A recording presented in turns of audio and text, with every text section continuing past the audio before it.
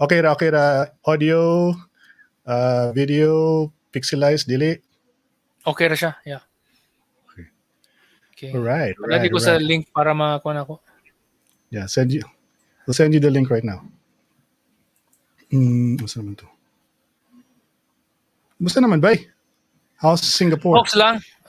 Kuan, I'm going to get vaccinated soon. Okay, they have this free vaccination for everybody who lives in Singapore, including non-citizens and stuff. Yeah. So. Nice. Yeah. Good for you. So that's on the 25th that I'm scheduled for that. It's the 25th. Yeah, about time. The best vaccine is the one you can get right away.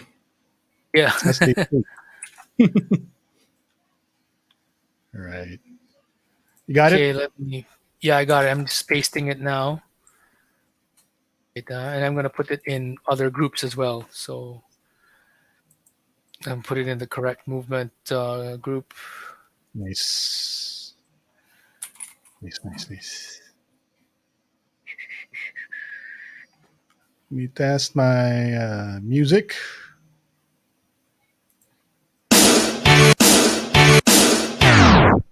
You can hear that, right? Yep, I heard that.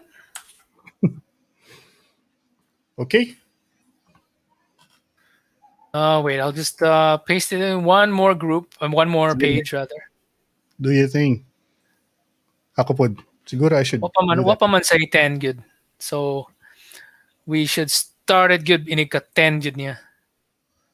Kaya na ako kay napod kay other group na bisig pwede po nato i-share. Yeah.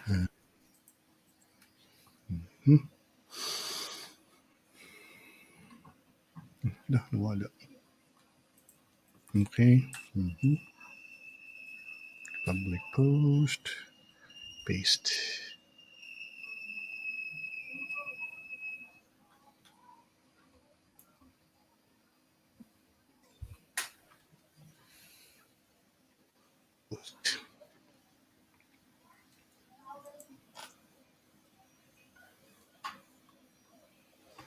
All right.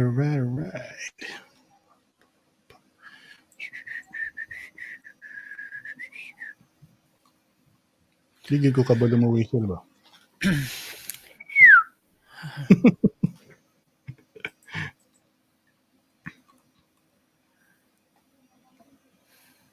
Ang footage niya sa luyo na ko is the funeral of Guan. Funeral of Prince Philip. Prince Philip? Karon nandi ay. Abi na ako humana ang iyang funeral. Dili pa, karon na. It's happening right now. Oh, cool. Oh, they preoccupied kagamay. No, I was busy with something else. And then this one is I just turned this on, so it's just going to be there in the background. So okay. So yeah, I think we can start. Okay, here we go.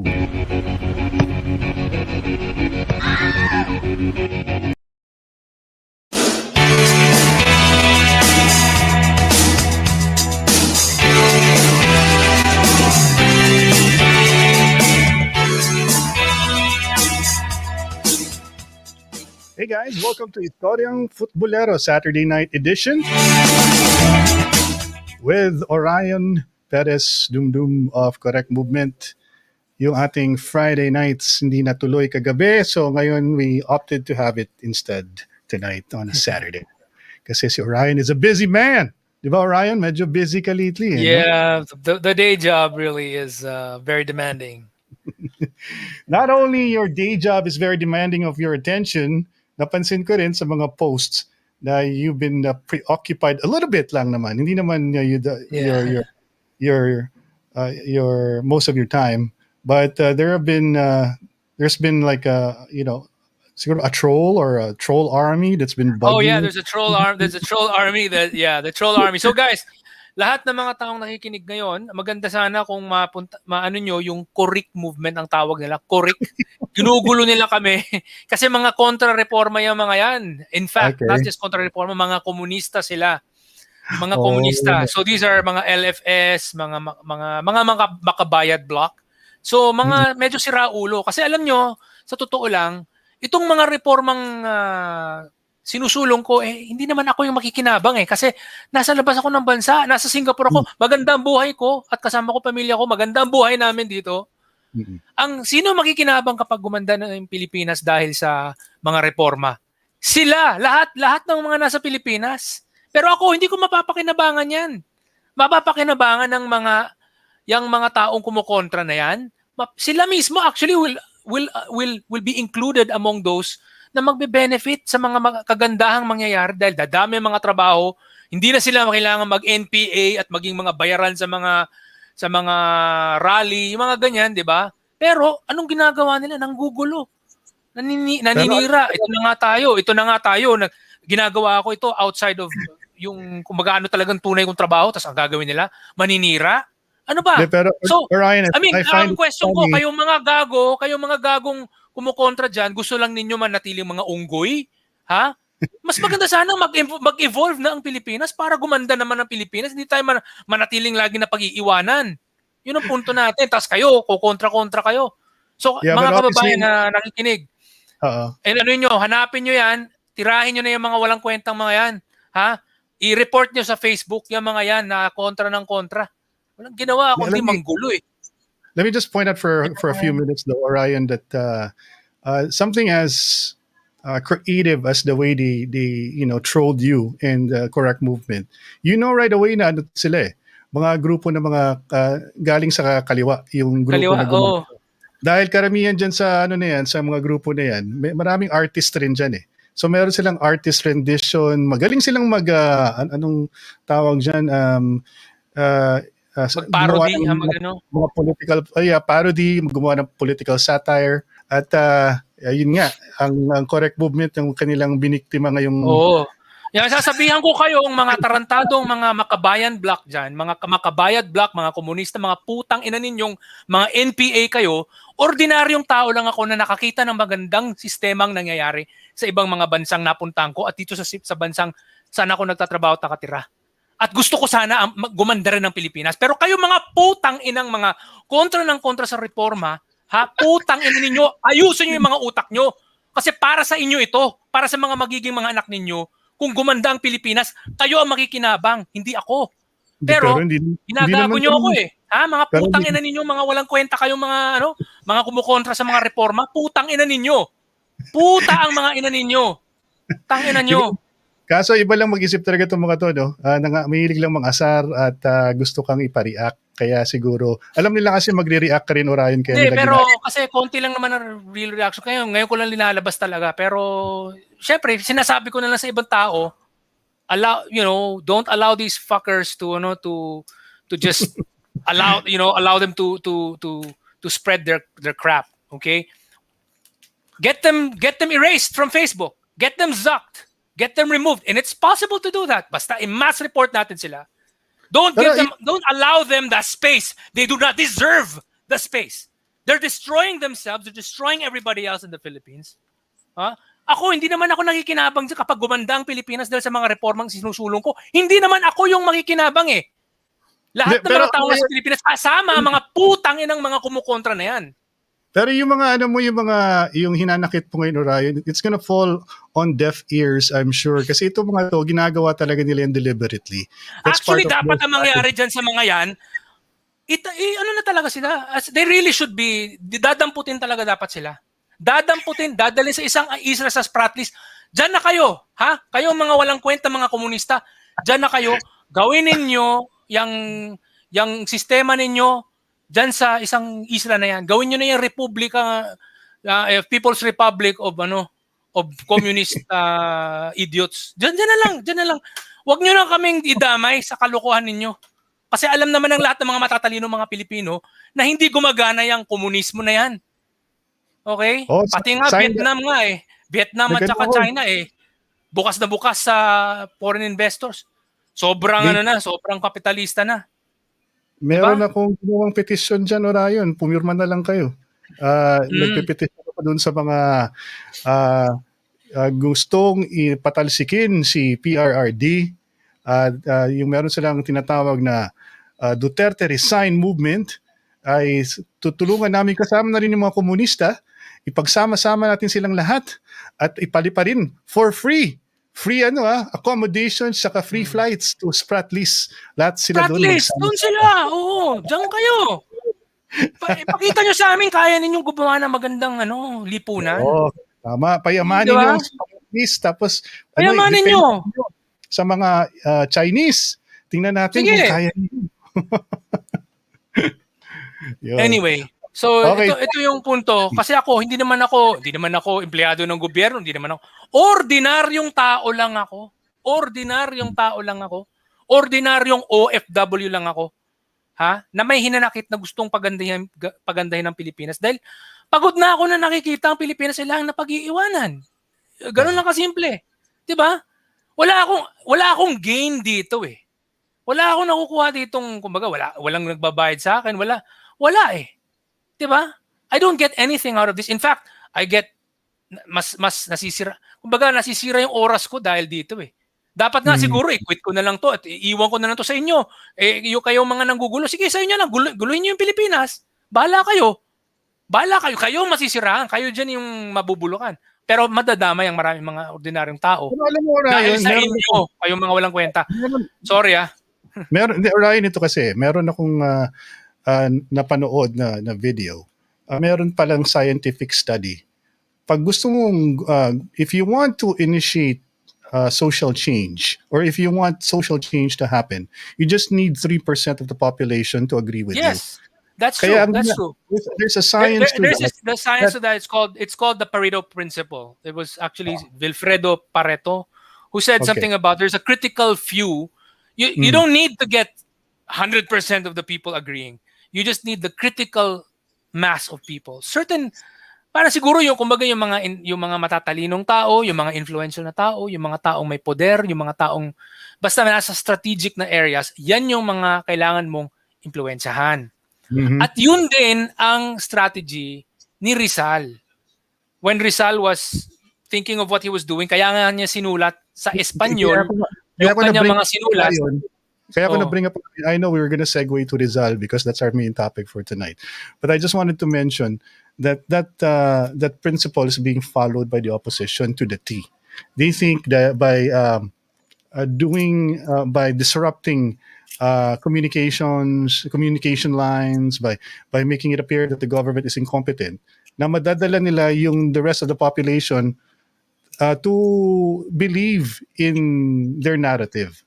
So, ganun na nangyayari ngayon. Kahit na alam natin na kakonti lang naman yung mga yan, na hirit ng hirit, ang problema rin sa atin kasi, Orion, pinapakinggan rin kasi natin sila eh. Kahit na ang gobyerno, may kasalanan rin sa pag masyadong pinapansin nila yung mga sinasabi ng kabila na hindi naman pinapakinggan ng karamihan. Alam mo yun? So, we fall into that most of the time because we're thinking, because their megaphone is so loud, we can't help but listen to it. But if you really think about it, most of the population don't even care about what they say.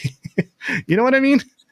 Yeah. So anyway, in the situation here is, at least in the case of reforms, unfortunately hindi pa rin siya umuubra because yun nga, many of the people who are able to make the critical thing happen, sila yung nagwa-block eh. They're still there blocking eh. So there are still people blocking. And so a little bit of influence. we really need to still prevent this from happening. So I mean, really, it's all about pushing the truth to the people. Now, so ito yung sinasabi ko yung kay Rizal. I just wanted to get back to that because that's a real original topic anyway. Yung kay Rizal talaga, yun yung rason kung bakit sinulat niya in Spanish. At yung kanyang target audience was the more educated people sa Pilipinas. Hindi niya sinulat in any other language other than Spanish because yun yung language ng buong Pilipinas para sa mga nakapag-aral. Kasi kung sinulat niya yung Tagalog, edi yung mga Tagalog lang. Back then, kapag ikaw ay Cebuano, hindi ka marunong mag-Tagalog. Kapag ikaw ay Ilonggo, hindi ka marunong mag-Tagalog. Back then, ganun eh. Lahat sila Kastila ang salita. So, yung ginawa ni Rizal was, sinulat niya in Spanish because that was his audience was the educated Filipinos. And the educated Filipinos knew Spanish. That's also why, actually ako, pag nagsusulat ako, many times it's in English. Kasi ang yung mga marami sa mga audience ko talaga as much as possible yung mga edukadong Pilipino. Kasi in a way, especially among the supporters of the president, marami ng iba na nagta-target na ng masa. So ako, yung gusto ko i-target yung mga more yung mga educated naman. So yun, pati yung mga konyo, mga ganyan. Kaya ini-English ko sila. So kasi yun yung kailangan maano rin na ibang grupo.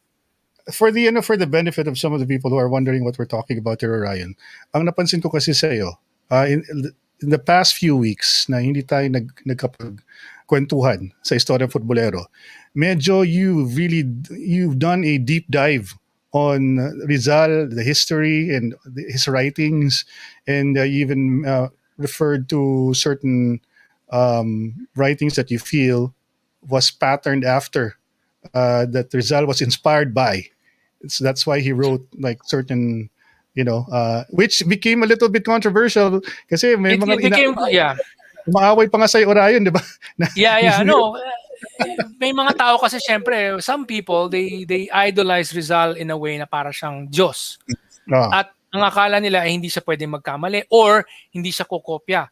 But para sa akin, una-una sasabihin ko, yung pagkokopya, hindi yun yung masama. Hindi masama yun. Okay?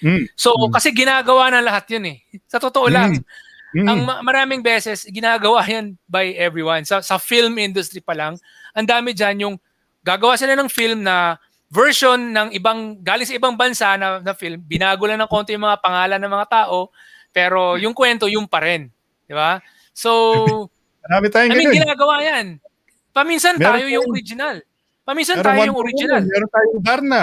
Di ba? May mga ganun. Parang ganun. May ganun. Di ba? Paminsan tayo yung kinokopya. Like for example, yung kay Peke Galiaga na movie na Scorpio Nights. May isang South Korean na kinopya yun. As in, ginawang...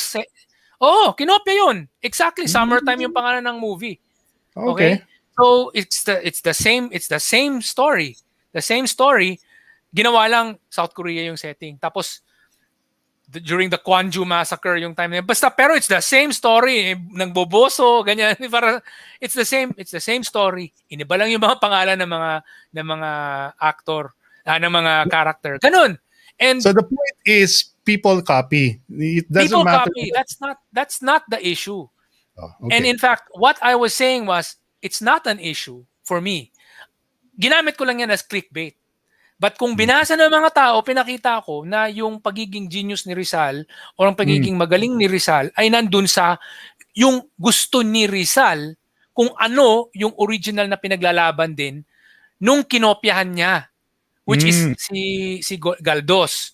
So, ganito yung nangyari, mga kababayan, no? Sa mga hindi nakakaalam, ang kwento rito ay si Rizal pala, kasi ang daming hindi alam kung saan nanggaling yung kwento ng Noli Me Tangere. And people didn't know, yung pala, it turns out, ginaya pala niya yung main plot at main characters ng Noli Me Tangere ay galing sa Doña Perfecta ni Galdos, ni Benito Perez Galdos. Hindi ko kaano-ano yun, ha? Hindi ko kaano-ano, Perez din siya, pero hindi ko kaano-ano yun. Did you do some consulting with people who are talagang who've done the research, who've done the studies? Yeah, so I did. So I had private conversations with Ambeto Campo, and he actually commended me for the work that I did on that. And he said, "Wow, you actually saved me a lot of time in being able to establish that Rizal did not take inspiration from, number one, Uncle Tom's Cabin." So that's fake news. That's not true. Rizal did not get inspired by Uncle Tom's Cabin. There is nothing in his diary that says that he read it or he was inspired by it. And then there was nothing in his diary that says that he was inspired by The Wandering Jew. In his diary, he only said that he read it, but then he felt na hindi naman ganun ka-impressed. Parang hindi siya masyadong na-impressed by this book called The Wandering Jew. Okay. But he was nahirapan siya, parang he was intimidated by the French language. because he found the French language to be parang hindi siya naiiyak. Kunyari, kapag nagbabasa siya, kunyari, kung magbabasa siya in Tagalog or in Spanish, which are the languages na magaling siya, he would be emotionally attached. But when he was reading it in French, he was just learning. Bagito lang siya sa French noon. He he read that book only to practice his French. So at that Mm. point in time, yung quality ng French niya hindi pa ganun kagaling. Mm. So when you are a newbie in a language, hindi ka na move ng language na yon. If you want to be moved by the story, you have to read it in a translation. But Mhm. if he was reading it in French. So he said, parang I did not, parang hindi ako masyadong na-move. Parang nahihirap, parang sabi niya na it imposes, it subjugates, it demands, parang it forces so much upon you. Okay, the language of Lamartine, which is the French language, basically. So he was actually talking about French, but there was a biographer of Rizal who, when he saw that in the diary of Rizal, akala niya ang pinag-uusapan niya ay yung libro, hindi yung Mm. Frances, not the Mm. French language. Ay, Mm. na ano siya, na-intimidate siya, parang he was parang awed by the book. Parang akala niya ganon. Mm. What he meant to say is he was intimidated by the French language. That it does not, but it does not make him cry, sabi niya.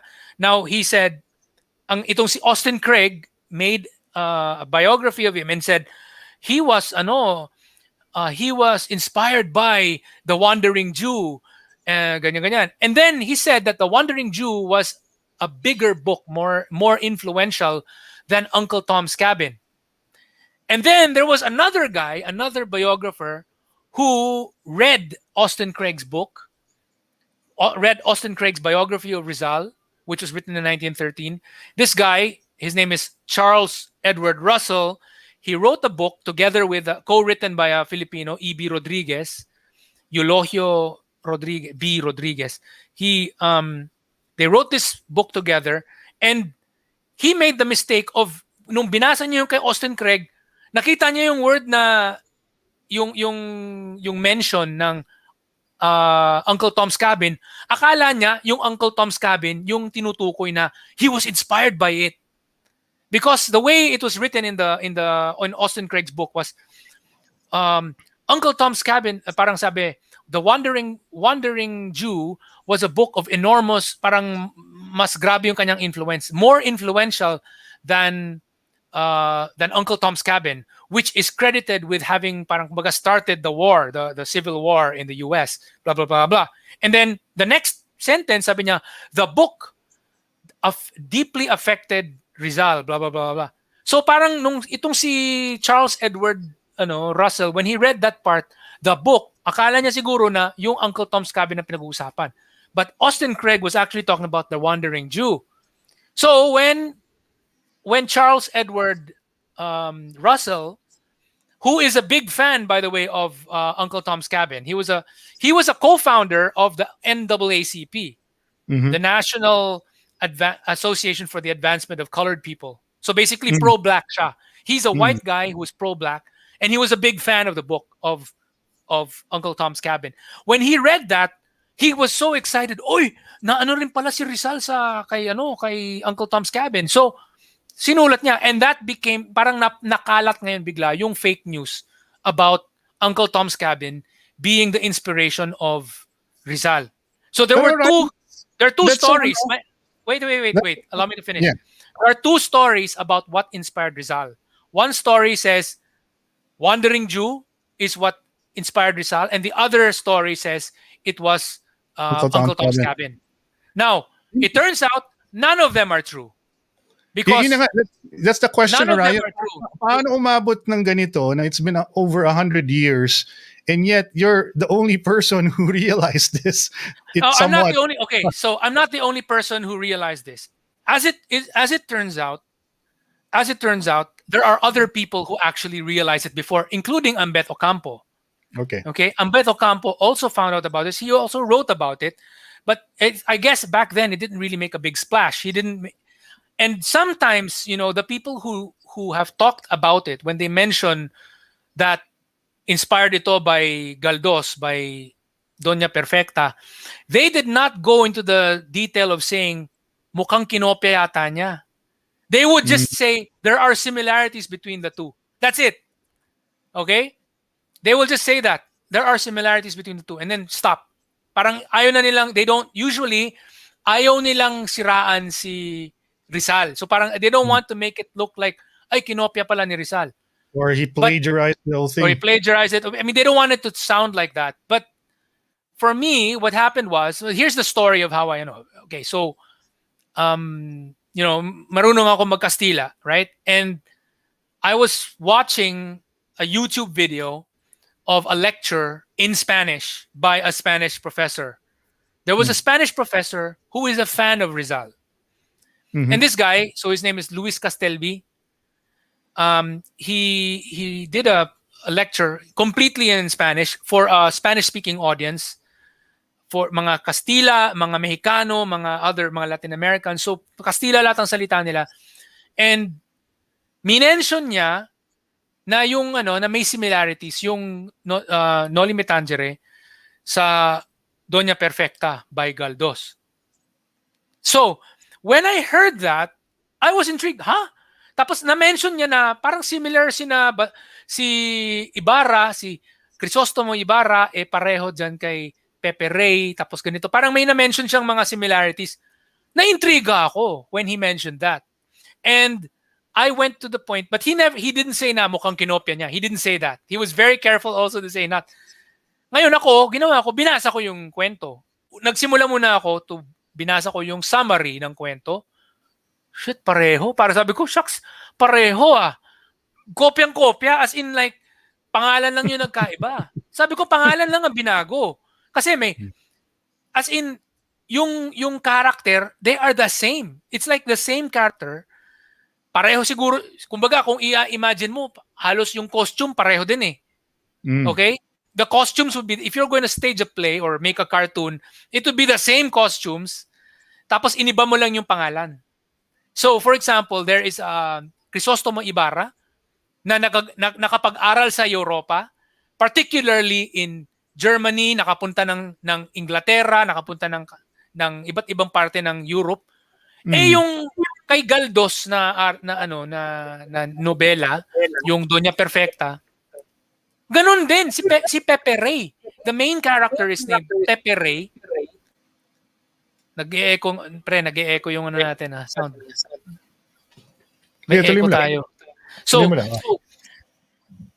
So itong si Pepe Rey, I'm hearing it again. It's distracting eh. Okay.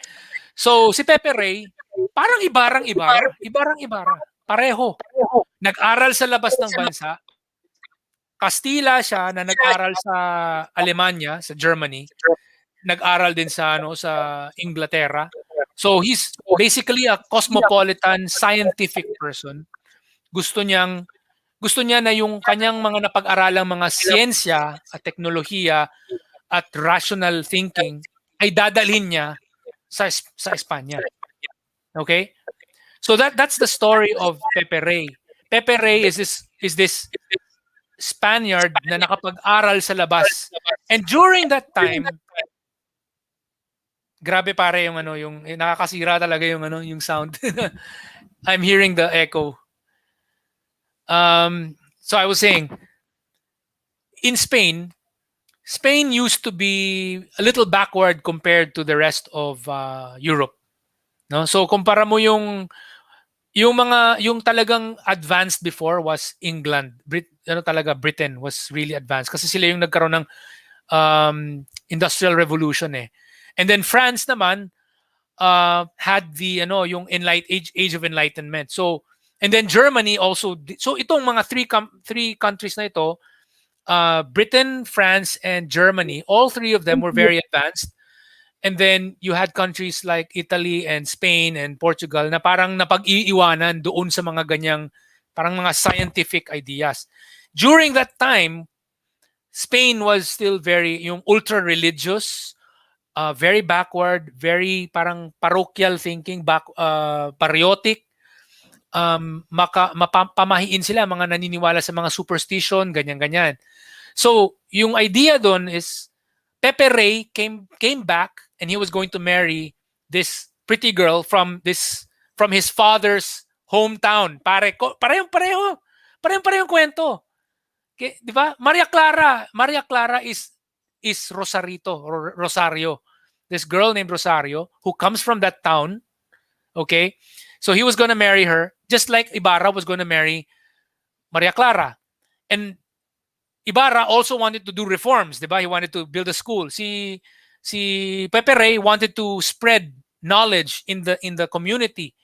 And then may isang pare, yung pare doon, yung parang chief priest doon sa Spain in Orbajosa is the name of this small fictional town. His name is Padre Inocencio or Inocencio.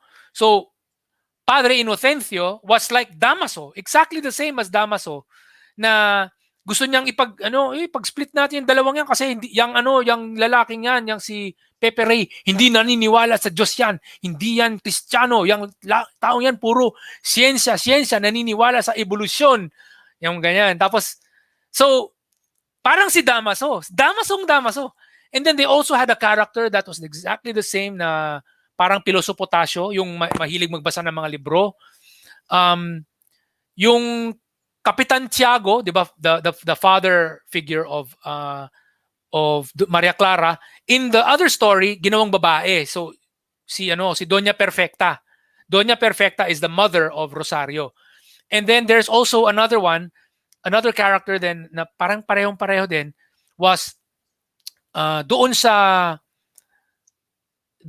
Noli Me Tangere, si Damaso wanted Maria Clara to split up with Ibarra and marry someone else.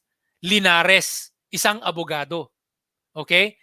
In the story of Doña Perfecta, it's the same thing. Inocencio wanted to split up Rosario and Pepe Ray and let Rosario marry another guy. So his name is Jacinto, who is also an abogado. So parehong yung plot talaga, yung characters parehong-pareho. Yung plot parehong-pareho.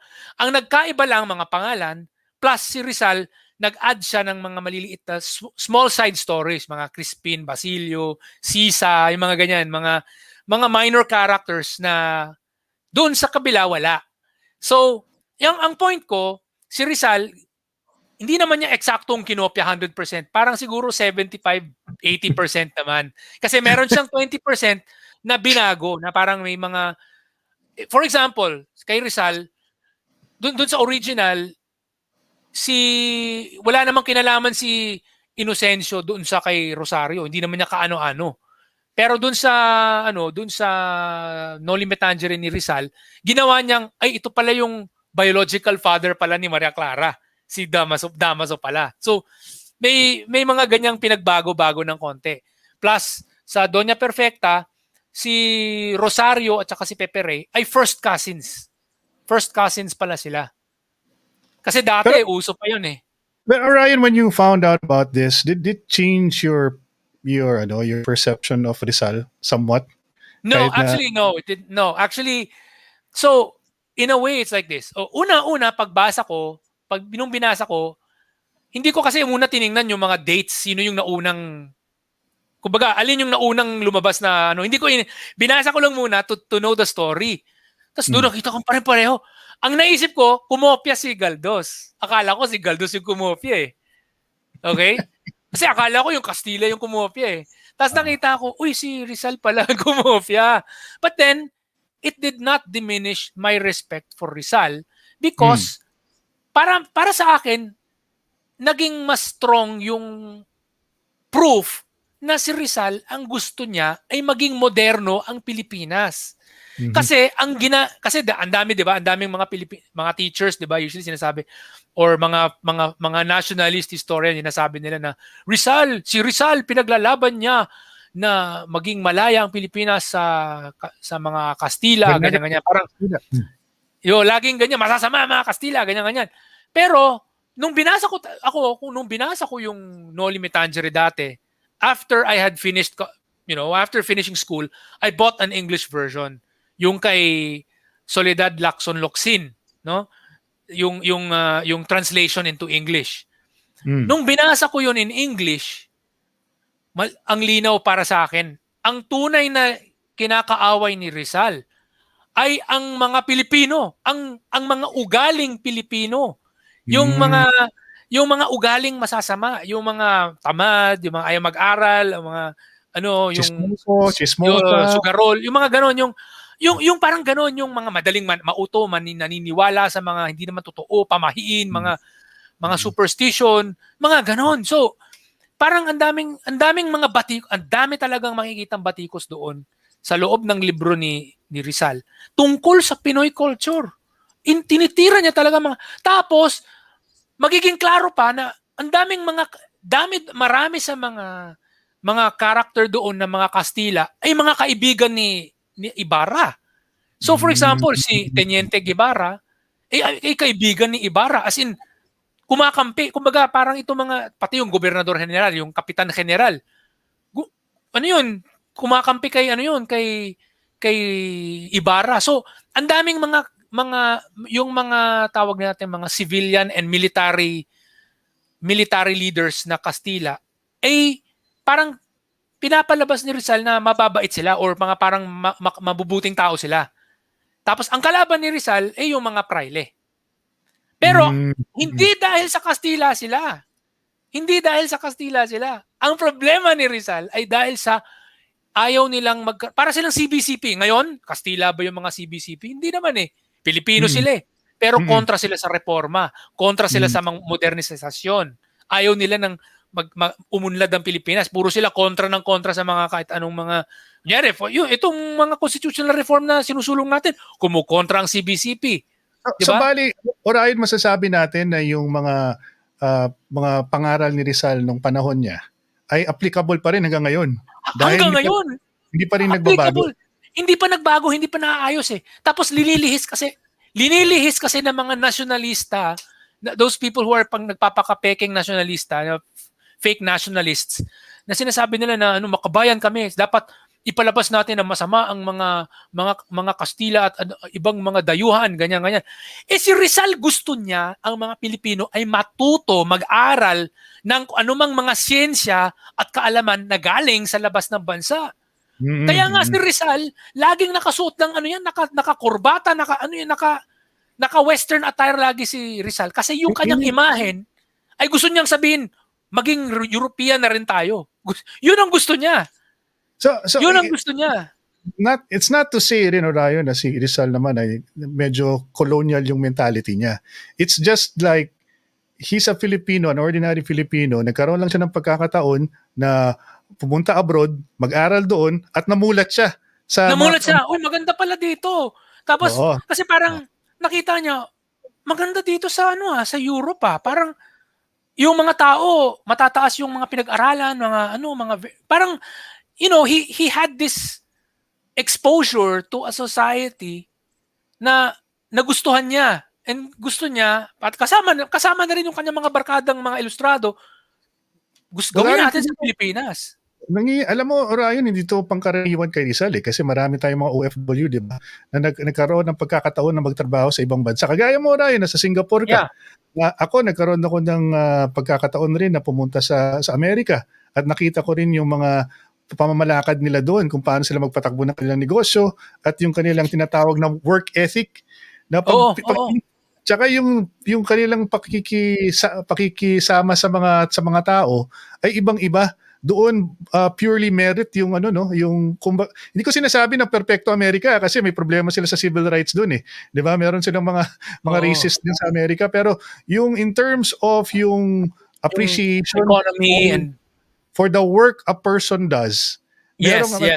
If you remember, Orion, nung nagsalita si Presidente nung kanyang unang SONA, naalala mo na nabanggit niya yung integrity, hindi integrity ang term na ginamit niya eh. Sinabi niya yung importante yung standing ng Filipino worker na dapat itaas yung kanyang what's the term for that, yung kanyang yung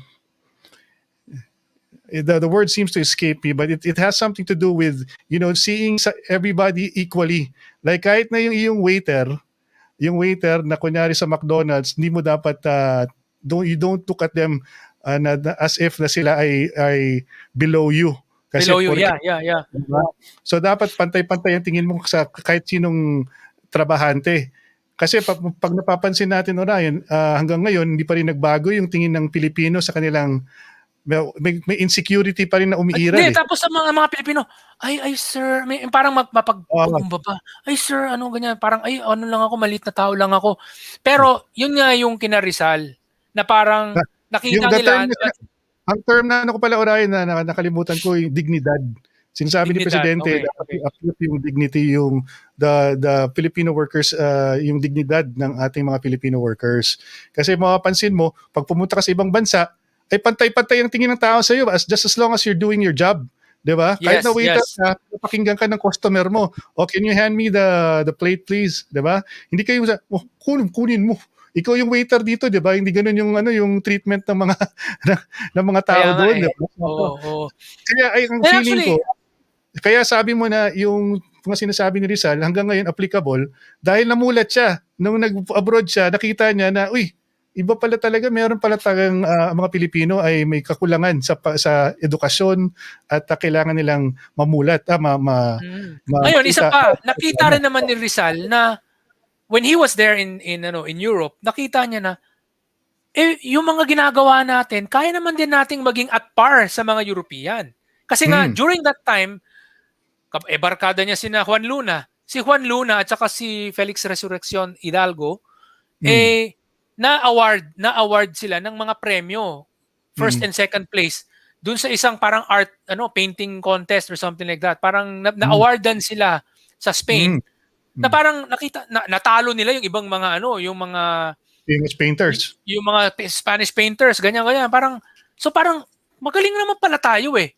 Which is, I mean, in my case, for example, sa comedy, sa stand-up comedy, meron ako sinalihan dati, 2014, ako yung nanalo. As in like, you know, ako yung nanalo and there were two contests na ako yung panalo na parang, mga kalaban ko, mga Briton, mga Oo. Canadian, ganyan, mga iba't ibang mga lahi. Pero ako yung panalo, Pilipino. Mm. Tapos, in fact, in the expat community, ang daming nagsasabi that, that Filipino, he's the best comedian ever. Gumaganon yun yung parang nasa grapevine dito sa Singapore eh. Na yan. Gumaganyan sila kasi, Meron ka palang hidden talents na ganyan, Orion, hindi mo yun yung, I mean, I'm just saying, no, parang, kaya na. natin eh. Kaya natin maging magaling eh. So, ako mismo nakikita ako na kaya natin na maging magaling.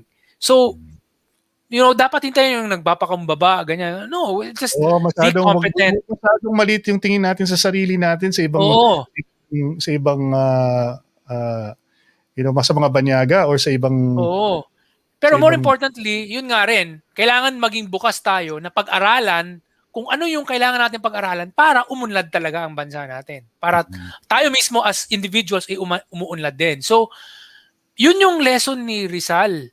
Yung lesson ni Rizal is consistent with what Galdos was talking about. Kasi si Galdos, yung nagsulat nung Doña Perfecta, which by the so yung kwento dito, yung sinulat ni Rizal na Noli Me Tangere ay lumabas 1887. Yung Doña Perfecta ni Galdos lumabas 1876, 11 years before. So okay. 11 years na una. So doon ko nakita ay talagang kinopya pala ni Rizal. So ngayon, syempre, ang lumalabas lang never kasi inamin ni Rizal. Wala siyang sinabi na kinopya ko to or I was inspired by. Wala siyang sinasabi. Oo. But the problem is, 'di ba? Parang ang daming ayaw, although may mga taong nakanotice niyan long ago, halos walang nagkukwento na kinopya niya. Ngayon ako, may lakas ako ng loob na sabihin kong actually kinopya niya 'yun. And there's nothing wrong with copying. Okay lang naman yun. Because okay lang naman yun kasi ang plano niya talagang gawin is yung good lessons ng book na yan, gusto niyang dalhin sa Pilipinas. Gusto niyang impluwensyahan ng mga Pilipino na magpaka-moderno din naman tayo. Let's move up. We have to the Philippines needs to stop being baryotic. It has to stop being Mhm. superstitious, stop Mhm. being dogmatic. We have to be more modern thinking, more open to learning from the science, the rational thinking, etc. that's coming from abroad. Yun yung Alam mo, yun yung yun yung main message talaga ni Rizal. alam mo, Orion, naalala nga kita just recently kasi there's this woman who's a big supporter of the president. No, you Mm. could probably call her DDS. She's very Mm. vocal on social media. Then I saw her use the word bariotic at one point kasi she kept on complaining about her local her LGU in Parañaque being incompetent. And Ah, she used the term na bariotic nga daw. Yung ating mga opisyalis paminsan sa local level ay ganun ang pag-iisip ay hindi ganun kalawak at hindi kaya tuloy they come off as incompetent. Especially in the middle of a pandemic, they seem to lack the common sense kumbaga on dealing with problems. So sabi niya, ay nako, itong ating mga opisyalis, mga bariotic ang pag-iisip. Sa naisip ka agad kita, Orayon. kasi So yung kahit pa salitang baryotic.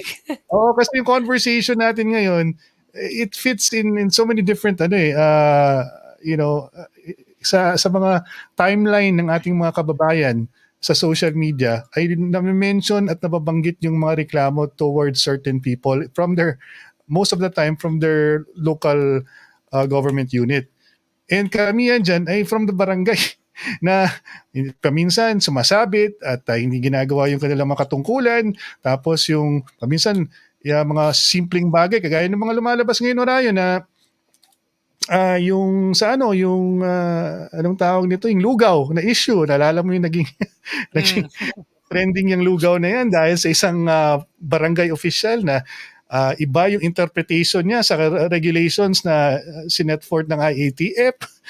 Yung mga ganyang bagay na makikita mo talaga Orayon, talagang totoong sabi ni Rizal, hanggang ngayon applicable pa rin. Meron pa rin talagang problema, systemic problem ang ating Mm. bansa. Kaya itong mga Marami reklamo, diyan. 'di ba? Itong mga reklamo ng mga oposisyon na binabanatan yung gobyerno, pag inisip mo talaga sila yung malaki ring bagay yung kanilang pag-uugali kasama dun sa problema natin na kinakaharap natin ngayon eh. Sa kanila Oo. kasi ang kinopya rin nila, mahihilig rin silang kumopya ng mga propaganda na ginagawa ng ibang bansa. Lalong-lalo na yung mga practices sa Amerika. Kung gusto mong matalunin yung kalaban mo, paint them black. Gawin mong lahat ng kapalpakan, ilabas mo. Yun ang ginagawa nila ngayon, 'di ba? So, Kaya nga eh. yung kumopya nga Orion, gusto ko rin kaya nga nasabi ko sa iyo kanina bago tayo nag-umpisa sa programa, kahit papaano, itong kwento ni Rizal, it encompasses so many different things, mga mga It totally problematic. does. I think this is the important thing. No, a lot of the stuff that Rizal was really talking about is applicable to today because he was not really talking about independence to begin with. He was talking about improving Philippine society, improving Mm. it para tumaas ang kanyang antas. Kasi para Mm. kay Rizal, sabi ni Rizal, ang hinanakit ni Rizal useless din naman din kung maging independent ka, tapos ang hina-hina ng society. Ang Mm. hina-hina na, kumbaga parang walang kaunlaran, kumbaga naging independent ka nga pero sobrang hirap ng mga tao, 'di ba? Mm. Parang Mm. sobrang mangmang, sobrang hirap ng mga tao, talagang lalo kayong mahihirapan. So, parang mas mabuti pa kung ano man yung mga bentahan na pwede natin makuha habang tayo ay under sa yung mga Kastila for example during that time, gamitin na lang natin. Let's Mm. let's learn from it let's learn from them as much as we can while we can. Tapos let's build ourselves up. Yan, pag malakas na tayo, doon na tayo maging independent. Pero ngayon, habang hindi pa natin talaga kaya, hindi pa naman tayo malakas, hindi pa tayo wala pa tayo doon sa level na pwede nating sabihin preparado na tayo na maging independent. Mukhang baka hilaw pa. Alam Yun mo, yung main thing ni mm, Rizal, hilaw. alam mo tama ka diyan Ryan, bigyan kita ng example na based on my experience nung nagtatrabaho pa ako sa radyo before. Ang ginagawa namin dati para kasi pansinin mo pag nakinig ka sa FM, 'di ba? Medyo American sounding ating mga Oo. mga Oh. DJs. May Oh, reason for that eh. Kinokopya kasi ng mga ating mga Filipino announcers, especially pag FM ka at yung program mo English. Ang dapat kinokopya American parati accent. yung Midwestern accent ng Yes. Amerika. Kasi Yes, yun yung yes. standard Yun yung ng ano neutral, yun yung neutral network standard eh. ng broadcasting sa Amerika. So Mm. ang ginagawa namin as a newbie in radio, we listen to American broadcast talaga and we mimic Yeah, yeah. the way they speak. Kaya tuloy, alam mo, applicable pala to lahat sa lahat ng bagay, no?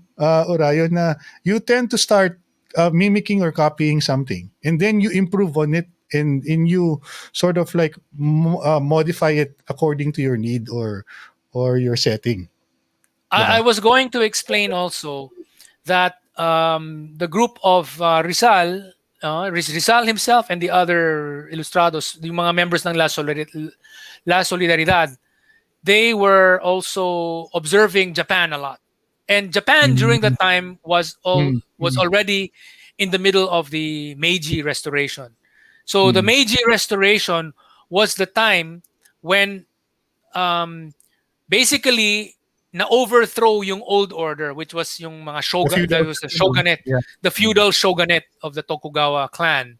So the Mm. Tokugawa shogunate was overthrown, and there was this new group of people, the Genro, the Meiji Genro, who decided they wanted to copy everything from the West. They Mm. wanted to, kumbaga, upgrade Japan to Mm. Western technological and society standards. So the whole idea was, sabi nila, for that to happen, we should change everybody's yung pag-uugali, magsuot tayo ng mga Western attire. So that's why yung emperor nakasuot ng Western attire. Lahat ng mga matataas na rango, lahat ng mga, as much as possible from middle class and above, naka-attire na Western attire. And they in fact even thought of changing their official language to a foreign language. They were choosing between, ano kayang gagamitin natin? English, German, or French? Ganun sila, Mm. nag-iisip sila. They were Mm. seriously thinking about it during that time. Mm. So, yung Japan was really immersed in, nagsesend sila ng kanilang mga students to study in Europe and the US. Mm. So they were sending Mm. them there, bringing them back, dala na nila yung kaalaman nila, and then they would teach it to others and set up businesses and all that. Lalo na kapag anak ka ng mga, yung mga dating shogun, yung mga kasi syempre mayayaman sila di ba? So yung mga mayayaman na yon, parang inano sila ng emperor, yung parang imperial o kayo, mayaman naman kayo aral kayo sa labas. Yan yung command Mm. namin sa inyo. Mag-aral kayo sa labas. Pagbalik nyo, mag-set up kayo ng kumpanya, paano yung engineering company, whatever, construction company na using standards, Western standards, ganyan-ganyan. Tapos Mm. they also hired a lot of Westerners to come in as consultants. That's the story of The Last Samurai, the movie. Si Tom Yeah. Cruise and his friends were basically consultants, basically army consultants, no, brought in from the U.S. It's not true though. That story is not true because when Obviously. Japan was copying Uh, from the West, the first set of consultants that they had for their army were French, and then a few years, I think 10, 20 years later, they decided, lagi maganda yung ng performance ng mga Prussian yung mga German ang binadala niya, kinuha nila. So naging Germanic, yung German derived yung kanilang military doctrines and military mm. Mm. training. Hindi American. So hindi totoo yung nandun sa Last So, Samurai. medyo naging precursor pala yung relationship ng Germany at saka Japan at that time for World War II kasi biglang very fast yung alliance between the two Axis powers, kumbaga. Well, back then, I'll explain, no. Back then, walang pakialam ang Japan dun sa mga internal issues ng Europe. Gusto lang talaga nilang angatin ang kanilang bansa. So, Mm. in their situation, they would look at sino yung pinakamagaling na engineers. Magagaling ang mga engineers ng mga British. So magpapadala sila ng mga mag-aaral ng engineering sa Britain. So scientists naman, mga chemist ng Germany, doon papadala nila sa Germany. Tapos kunyari, during that time, malakas yung navy ng Britain. So when Japan was trying to build up their navy, they were sending their naval students to Britain, and they were Mm, hiring British consultants. So pag army, Prussian, German. mm, Pag navy, British ang ginagamit nilang ano. So wala silang pakialam, basta kung ano yung the best, doon tayo kokopya. Tapos kunyari, diplomats, gusto nilang back then French was the language of diplomacy back then. They would send a lot of their students para sa foreign service sa France. Kasi mm, dun yung French yung base ng ano dati. So they would choose the best. They would send so their best no kumbaga ano parang where's the best place to technology. send students? Ganyan. Oh, gusto talaga nilang kumopya. Mm, Talagang kopya. And that's the same thing that Rizal wanted. And that's why Rizal, basically after his being in Europe, he always made sure he would be photographed wearing Western attire. Lagi siya mm. naka-Western attire. Kahit ang init-init sa Pilipinas, Western attire pa rin siya. Just Just to he exemplify. Rizal is just like Peter the Great. Peter the Great of Russia also had that idea back then. Back then, naka-robes yung mga Russians before, and he wanted to westernize Russia, so he brought a huge contingent of people to study what was being done in Western Europe, and he brought in a lot of Dutch, Germans, and French to teach them stuff. So Peter the Great westernized Russia. In the same way, the Meiji Restoration Genro means parang mga senior ano sila senior politicians or Mm, senior mm, statesmen ang ibig sabihin ng mm, Genro. The Meiji Restoration Genro, they were also themselves mga westernizers. They wanted to modernize their country mm, by copying the West. And the same thing with Kemal Mustafa Ataturk in Turkey. So sa Turkey, he also said bawal na yung naka-Islamic attire, yung mga ganyan. He was really parang mm, yung naka-robe, hindi, bawal lahat tayo coat and tie. Ganyan siya. mm, Pinagbawal niya yung fez. Ay, mm. dapat naka bowler hat tayo or yung mga top hat ganyan. So, Right. he really tapos yung salit yung pagsusulat ng Turkish. Dati kasi parang Arabic yung pagsusulat eh. Nagsusulat sila in Arabic script. Iniba niya, sabi niya, hindi, Latin script na tayo, ABCD tayo, ganyan. We'll use that. It's easier. It's easier for our language. We should use a modified form na may mga parang dot sa taas, may mga special symbols dun sa mga ABCD na yan. Basta, he used the Latin alphabet. And so he was a reformer too. In the same way that Rizal also wanted to westernize the Philippines. So being He, following Western practices or uh, tipong getting the technology coming from the West, it's not necessarily a bad thing for the Philippines. Kasi syempre meron but tayong mga yeah. medyo nationalistic yung pag-iisip na kaya Oh, naman natin oh. gawin yung sa ating sariling sikat. Dapat matatalino naman mga Pilipino, dapat hindi tayo nagpapaniwala sa mga Amerikano, sa mga Briton, sa mga Hindi. mga bayan. All these other countries like Russia,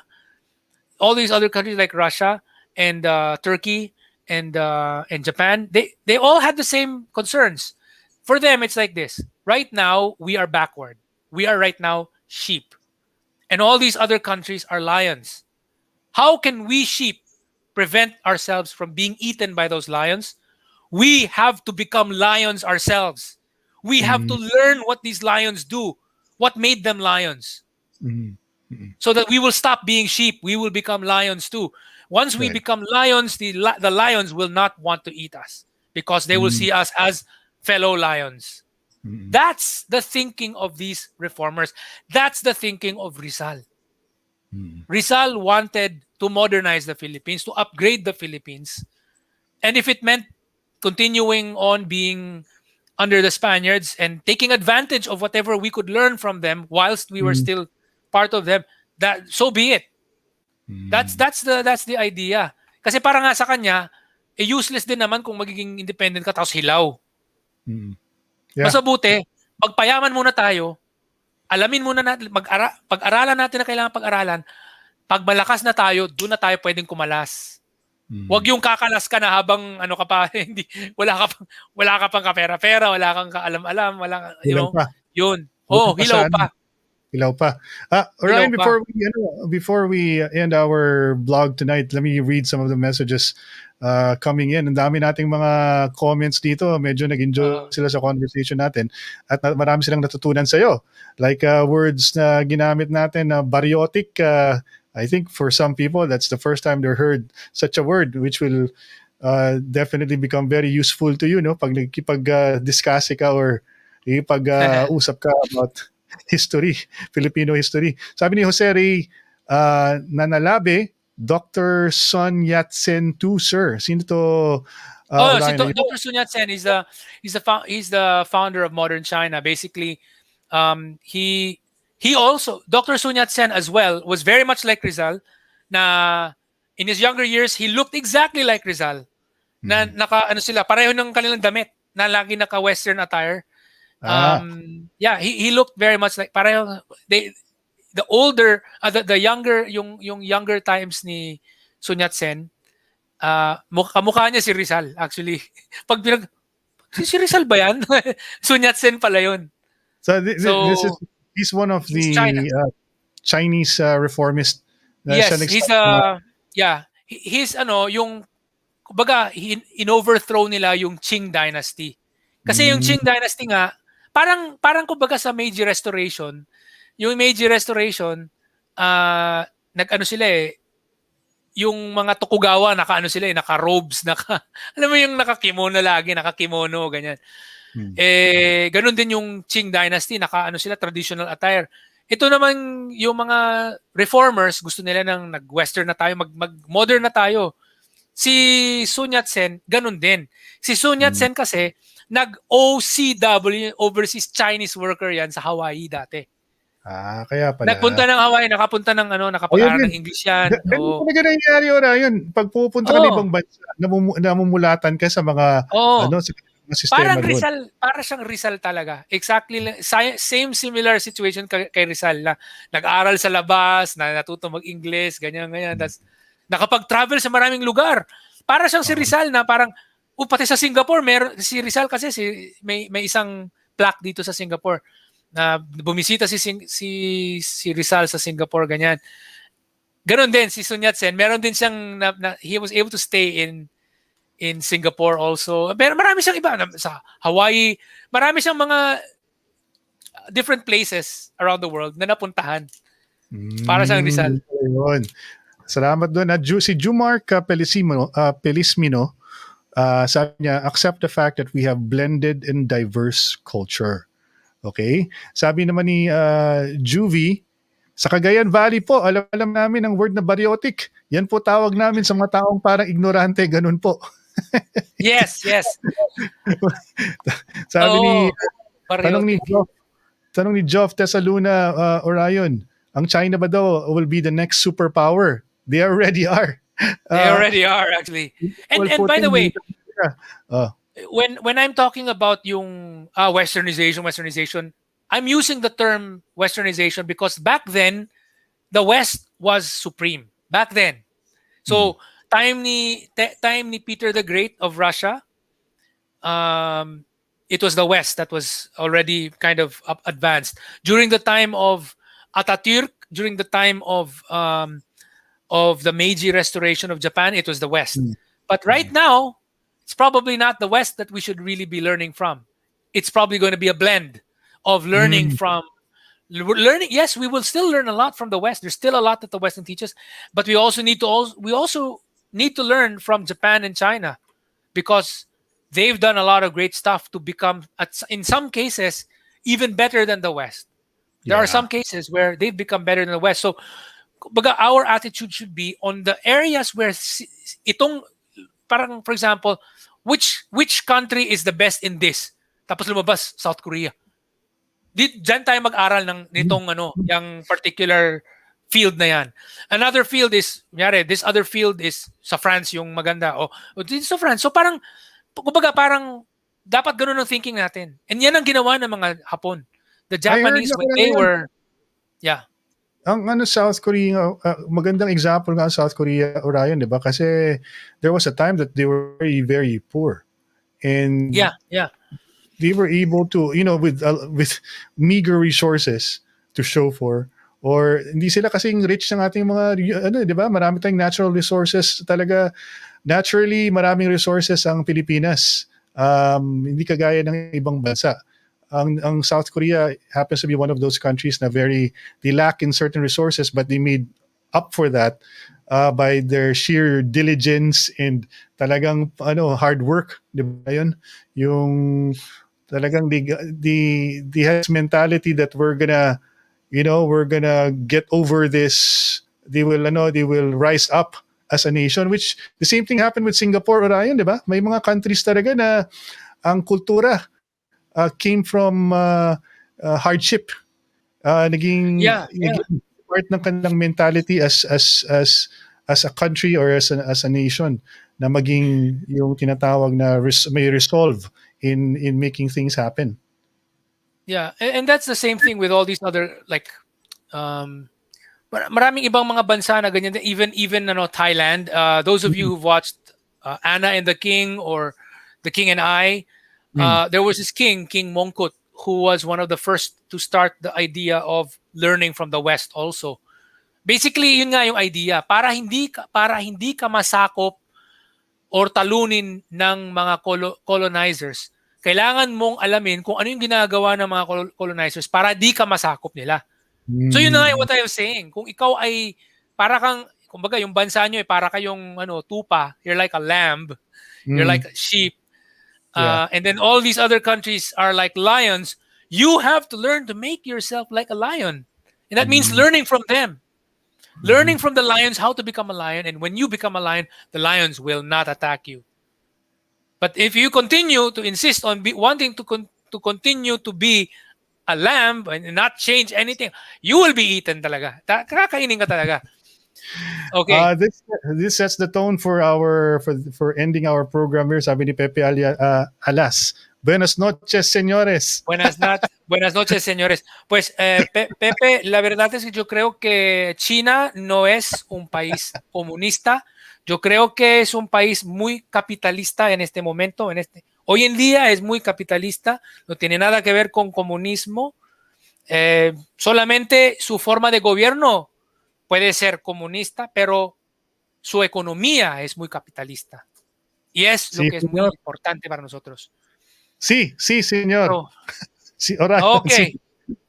Okay, thank you to Lorenzo for sending messages to us. Sean, Jacob Mendoza, we have Jose Nanalabe, also si Justin Kawaling. Thank you so much for sending messages to us tonight on Istoryang Futbolero. We have so many people actually participating. Ang dami nilang mga magagandang comments, Orion.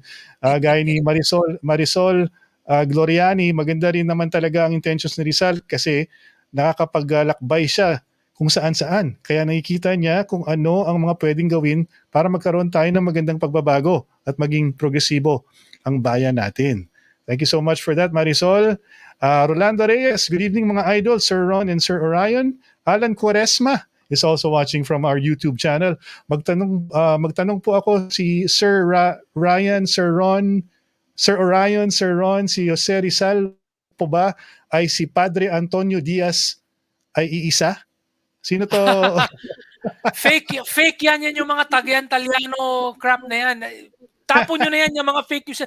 Si Rizal mismo magagalit yan pag narinig niya yung mga kalokohan na yan, yung mga si Rizal ay ama ni Hitler, yung mga ganyan mga kalokohan na yan, at saka Tagian-Taliano, isang pamilya ang may-ari ng buong Pilipinas, blah blah blah. Ako magagalit si Rizal kasi pamahiin yan.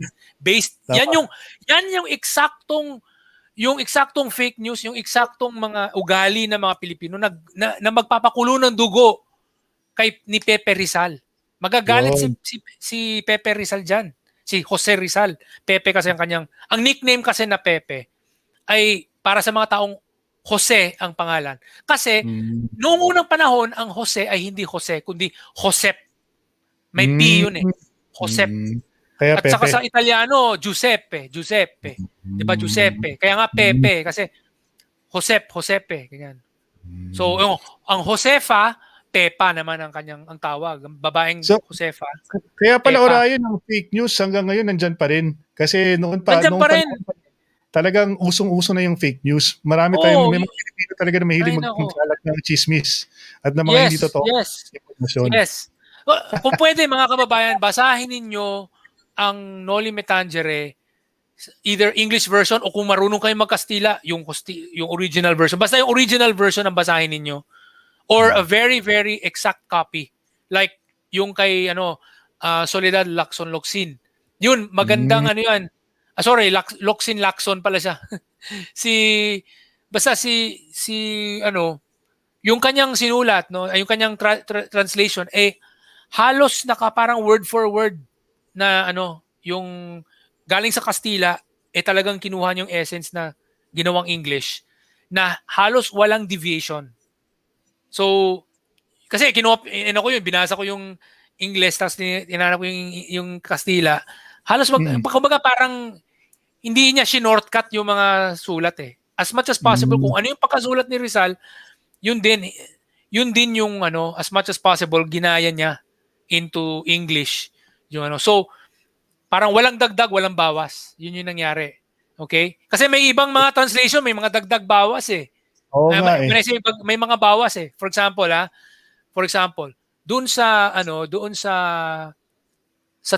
chapter 14 kay Piloso Tasyo, yung story kay Piloso Potasio. May sinasabi si Piloso Potasio na hindi ako naniniwala sa hereditary monarchy. Okay? Tapos, dun sa original version, sinabi niya, hindi ako naniniwala sa hereditary monarchy. Dahil sa may dugo akong Chino na nabigay sa akin ng nanay ko, naniniwala ako na katulad ng mga Chino. Hindi ako naniniwala na kinakailangan nating bigyan ng karangalan ang anak dahil sa anumang ginawa ng ama. O mas maganda ang ama ay bibigyan natin ng karangalan dahil magaling ang kanyang anak. Ganyan. So kumbaga kung yung anak hindi naman magaling pero yung ama ay magaling, wag mong bibigyan ng karangalan yung bata kasi wala naman siyang kinalaman dun eh. So he was saying doon na may kinalaman yun sa kanyang pagiging konting Chinese. Tinanggal yun sa ilang mga Tagalog version eh. Tinanggal yun. That was a very important piece of information because Jose Rizal was implying that ito yung isa sa mga magagandang aspekto ng Chinese culture. Na ang sa Chinese culture, meritocratic sila.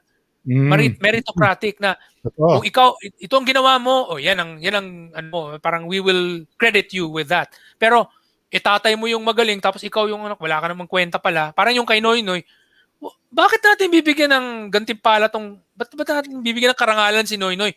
Dahil sa kung ano man yung mga whatever good things na gawa ng kanyang mga magulang, kung meron man, bakit siya, parang ano bang kinalaman niya? Paano siya naging deserving maging presidente? Porket anak siya ni Cory. Porket anak siya, ganyan. Yun. Yun yung message ni Rizal. And Rizal was saying that, yung si Piloso Potasio was talking na, por las gotas de sangre china que mi madre me ha dado, pienso un poco como los chinos. Dahil sa dugong Chino na binigay sa akin ng aking ina, nag-iisip ako ng tulad ng mga Chino. Importanteng detalye yun. Pero tinanggal sa ilang mga translation. So yun yung sinasabi ko, kunin nyo yung kay Soledad Lacson. Magandang, magandang translation version yan. Kasi very faithful to the Spanish original ni Jose Rizal yun. Better than the mga Derbyshire, yung mga other kasi may paminsan nagre-rephrase yung mga iba eh. Pero dito kaya talagang word for word. Niya word for word, almost word for word. Sabi ni nagpapa-shoutout si Marvin Caringalalias galing sa ating other group. Sabi ni Noynoy Murillo sa Amerika, particular sa New York, lahat ng business Lahat ng business nandoon, ibang company, ibang bansa, may-ari. Evelyn Rosal, hello po, watching from Italy. Paki-shoutout po sa family ko sa Cebu. Thanks po at God bless you all. Sa Philippines, mag-ingat tayo dyan, Evelyn ha. Sa ibang bansa ka pala. Jojo Gonzalez, Sir Orion, ano po ang mixed proportional system? Tanong ni Jojo Gonzalez. Bago mo sagutin yan, Orion, i-acknowledge na rin natin si Manny IC. Nandito rin ang daming mga pinost ni Manny dito. Ito yung mahilig magkomento. Popoy Azednal, maraming salamat. Yolanda Inong, watching from Kapas, Tarlac. Si RM Burgos, pati English issue, dito mga kano, hangang-hanga sila sa mga Pinoy. Because we know more than one language. Masyado lang concern mga Pinoy sa English accent, pero dito kahit Baroque English ka, basta naiintindihan ka, nakausap mo okay lang, very big deal dito, ang social prejudices. Bawal maging bias dito, laking gulo sa kanila kung bias yung tao. O nga naman, Orion, isa pang bagay yan no, sa Pilipinas. Meron tayong mga certain segments sa ating society na pinapagtawanan yung mga Baroque mag-English. Anong masasabi mo dyan, Orion? Marami tayong makikilala dyan na nag-aral sa ating eskwelahan. Ganito, para mawala yung ganyan, dapat talaga pag-aralan yung dapat magkaroon ng contact yung mga tao dun sa mga taong nagsasalita talaga ng Ingles. Ang problema, dahil sa pagiging sarado natin, sarado sa maraming mga negosyo, ganyan, walang nagiging contact yung mga ordinaryong tao sa mga taong nagsasalita ng Ingles. So, actually, doon gagaling yung, kunyari, ikaw, barok ka magsalita ng English. Pero kapag, kunyari, may nakausap kang Briton, wala silang pake sa mga accent mo kasi, ka naman iba yung konteksto ng kanilang bansa Pati nga sa England, marami din silang mga iba't ibang mga accent sa loob ng England Tapos pati sa Britain, may mga Scottish accent pa at saka mga Irish at saka Welsh accent. So, iba't ibang mga accent nila. So, wala silang pakialam. So, ang mangyayari dyan, kung may mga foreigner na nakakausap yung mga taong medyo barok ang kanilang English, maaaring gumanda ang level ng kanilang pagsasalita dahil nagkaroon sila ng practice. Ang problema kasi kung Pilipinong Inglesero at yung medyo barok magsalita, nagkakaroon ngayon ng parang nahihiya ngayon itong medyo barok magsalita dun sa yung bata pa siya, Inglesero na. So, nagkakaroon ng social distance nagkakaroon ng parang natatakot siya, nahihiya siya na makipag-usap. Yun ang totoong social distance. Yun yung talagang social distance Ang kailangan natin, kaya nga kailangan talaga na mas maraming mga tourists, ganyan. So, kunyari, pag maraming tourists sa Pilipinas, gaganda yung pananalita ng maraming mga tao. Isa pa, para dun sa mga gusto mag-aral ng Kastila, pag natapos na yung COVID, pumunta kayo dun sa El Nido. Sa El Nido, ang daming mga Kastila doon. Ang daming Kastila sa El Nido. Bakit sa El Nido. Hindi ko alam, pero marami sa kanila galing sa Catalunya at saka sa Valencia. Pero siyempre, pero anyway, in any case, marami ka maririnig na nagkakastila doon. So, nung nandun ako dati, iba rin yung mga nasa Zamboanga na nagtsapakano na medyo broken Spanish pero Spanish pa rin. Actually, ang Chabacano ang Chabacano ay parang Singlish. Kung tayo dito sa Singapore, merong 'di ba nagsasalita sila ng Singlish yung parang actually I thought many people they say they want to go there already. Parang 'di ba yung medyo barok mag-English, 'di ba? Kasi yung kanilang grammar naka-Chinese mode pa rin sila. Chinese intonation, Chinese Tapos yung sa Chabacano is like actually yung pronunciation naman natin mga Pilipino sa Kastila hindi naman ganoon kalayo Pero ang grammatical syntax natin sa Tagalog and Cebuano and Ilonggo are different from that of Spanish. So kung yung mga tao nung time na yun hindi sila nakapag-aral ng proper grammar pero naririnig lang nila yung salita ng mga soldado at saka mga ibang mga civil, mga administrator. tapos namamadali silang magsalita na kahit hindi nila alam yung grammar, yun yung naging Chabacano. So Chabacano basically is Spanish words with Filipino grammar. So Pero Orion, Cebuano Tagalog grammar. may tanong ako sa iyo, Orion, bago natin tapusin yung ating programa kasi pinapag-usapan na rin natin si Rizal. Meron bang mga sinabi si Rizal that speaks against the ongoing class distinction during that time? Na 'di ba merong mga tinatawag na Yung Doña Victorina. Oo.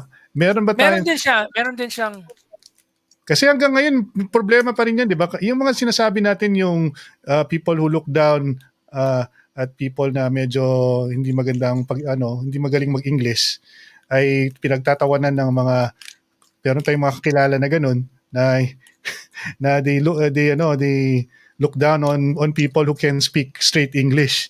So medyo reflective yan of a perennial problem in our society.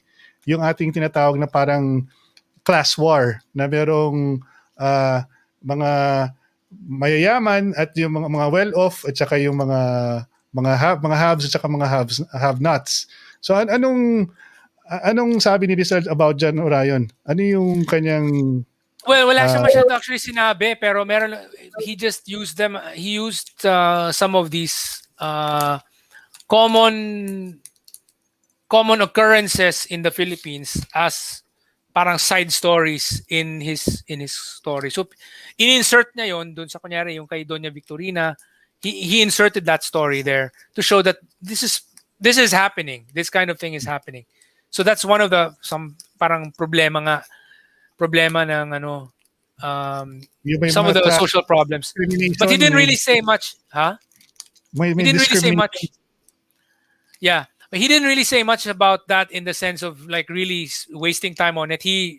His main message talaga was iangat natin ang society through education and learning best practices from the rest of the world. Ito naman si Daryl Mendoza, sabi, "Hoy Orion, wag kong sabihin yan barok." Sorry dude, wag ka masyadong balat sibuyas. Sinabi ko lang yung word na barok kasi yun yung term na ginamit ni pareng Ron. Okay? So, ganun lang. Hindi barok, baryotic. Hindi nga, baryotic. Sabi ni Dominic Sundito, may sinabi si Father Arcilia, history professor sa Ateneo, na hindi siya magaling na novelist pero magaling na propagandist. Medyo kumukonek. He's probably pertaining to Rizal. Yeah, I think so. Yeah. I think it's Rizal he's talking about. So yeah, indeed, no, that's actually written. Actually, yung sinabi ni Arcilia is actually a quote from Wenceslao Retana. Wenceslao Retana was a Spanish journalist and parang dati silang nagkaroon ng bangayan ni Rizal. And then later on, nung namatay si Rizal, naging parang fan siya ni Rizal. And he wrote a biography about Rizal. And sinabi niya na si Retana, bale yung sinasabi ni Arcilia is hindi si Arcilia yan. Galing kay Retana yan. Si Wenceslao Retana. Okay. So sabi ni Retana na itong si Rizal, hindi naman siya masasabi nating magaling na novelist, pero maganda yung ginawa niya as propaganda to get people to see na kailangan ng mga pagbabago. Ganyan. Sabi ni Lorenzo Pescador, Orion, actually sa Gen Ed course na Rizal, my professor taught us that Rizal did not like the idea of revolution in the first place.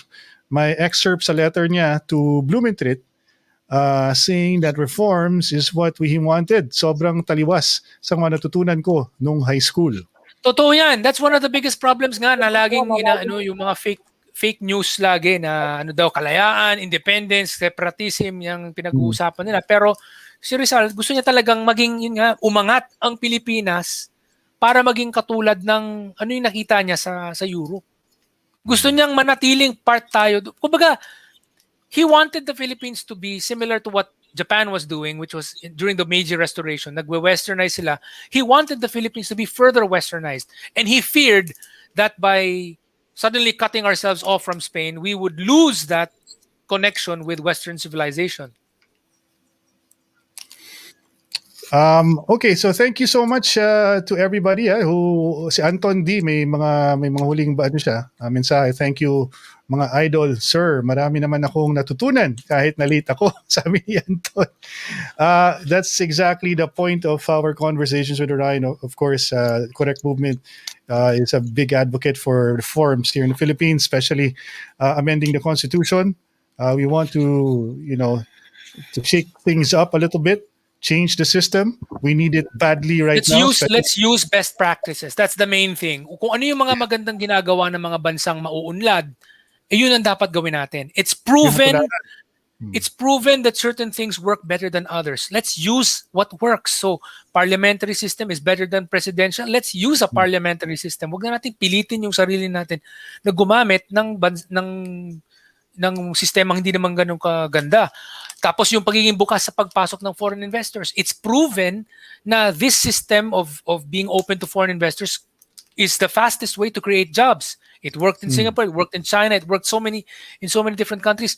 If Rizal were alive today, Rizal would be pro FDI. In the same way that he was not pro independence, pro revolution, he wanted to continue our connection with Mother Spain. Madre España is what he called Spain. And so the point is gusto niyang manatili yung connection na yon, and because we were still hilaw pa kasi tayo. And in the same way, kung sa businesses pa yon, he would have said, let's just have foreign investors first kasi we don't have enough local businessmen yet.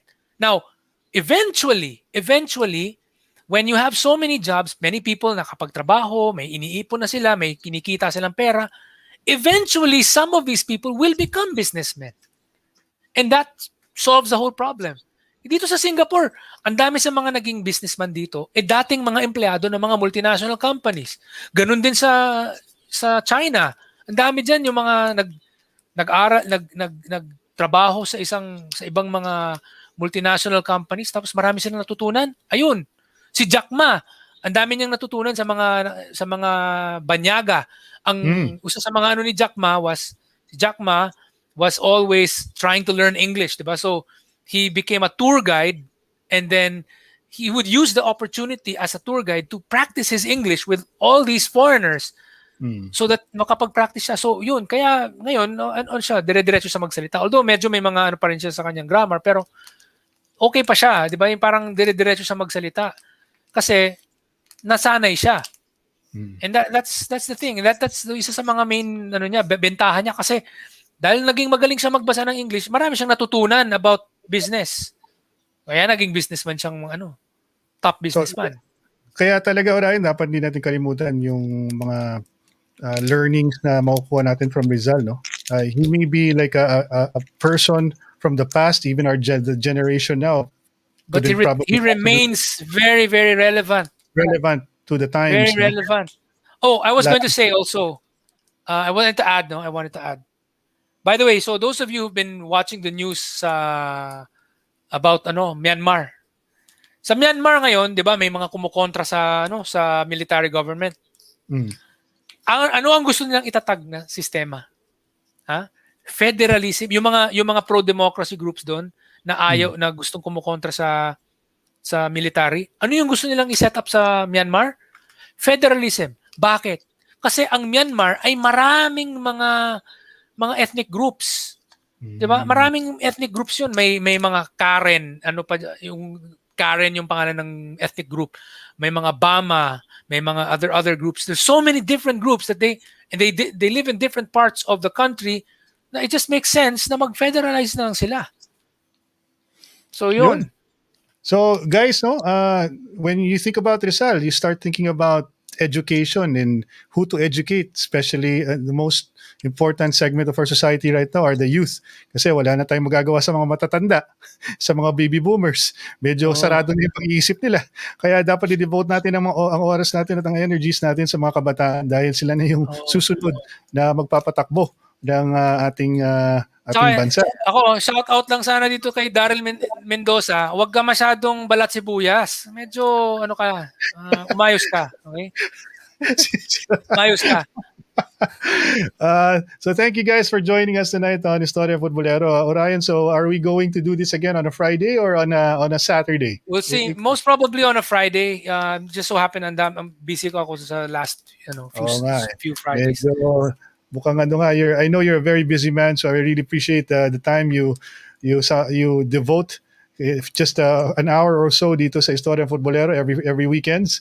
I'm glad that we get a chance to chat again tonight, and we want to thank also everybody who's watching the program tonight on Oh, Istoryang shout out Futbolero. ulit dito. Hindi, ikaw ang mayabang at ikaw yung Mr. Daryl Mendoza. Masyado naman may. Ikaw ang may problema, Mr. Daryl Mendoza. Gusto mo maging sikat? Ayan, sikat ka na.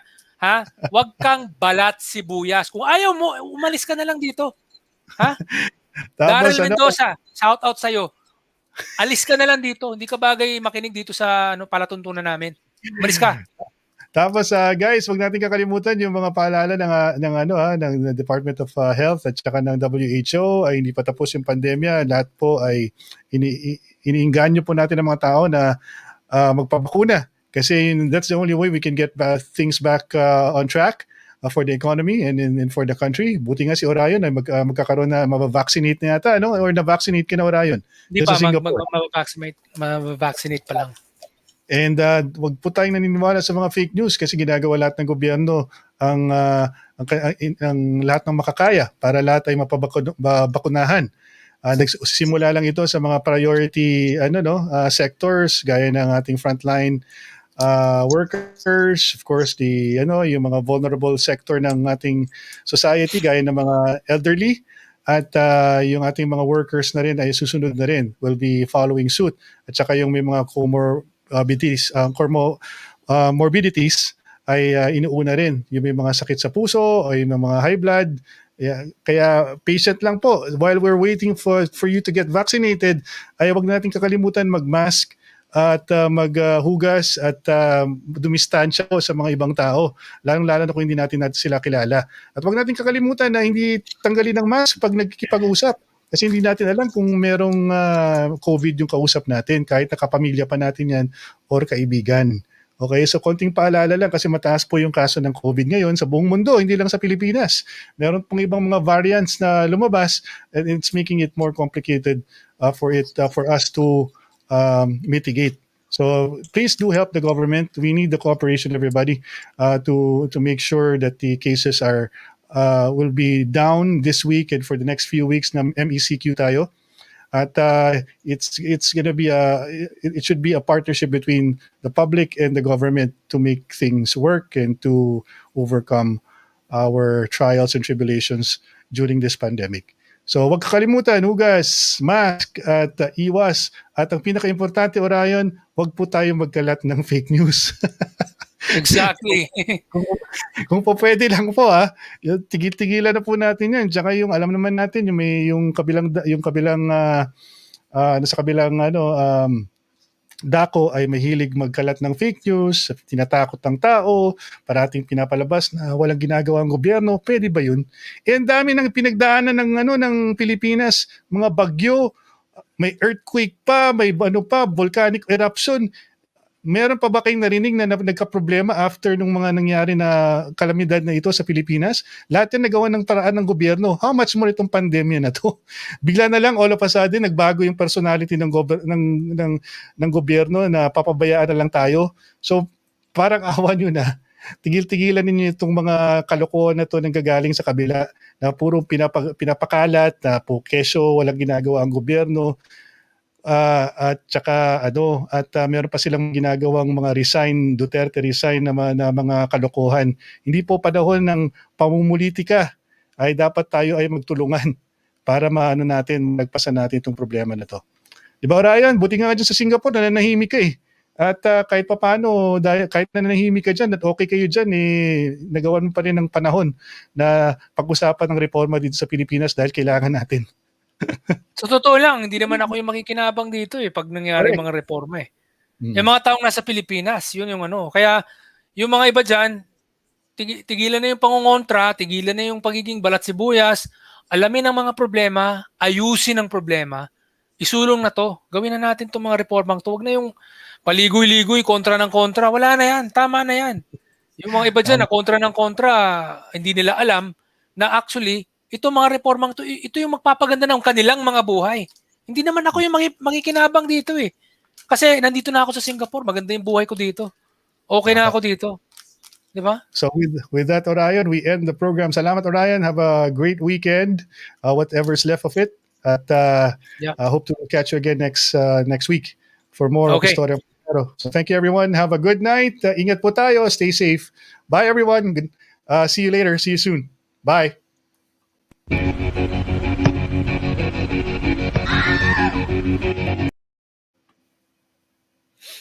Yun. Buang man to. Weirdan ko yung kuha itong Daryl Mendoza. Sa man to yung buang na. Out of the blue. Bisig is one of those guys na sige banat sa imo bay. Ambot, ano niya? Kinsa na siya? Ambot lang. Weird. Katawa ko ato ba? Buhay. Hala, palagi nag-end. Are we still on? We're still on. We're still on. We are? Bang. Yeah. Yeah, you're still live.